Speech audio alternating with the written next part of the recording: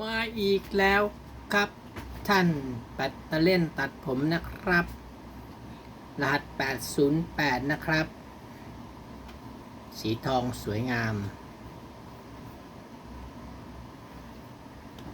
เรามาดูข้างในนะครับ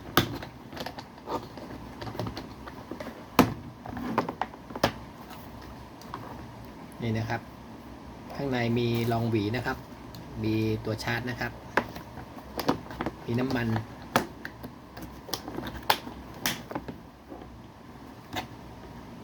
นี่ครับ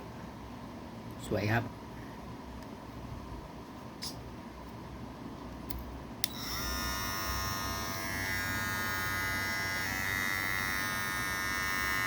นี่เราเปิดเครื่องนะครับ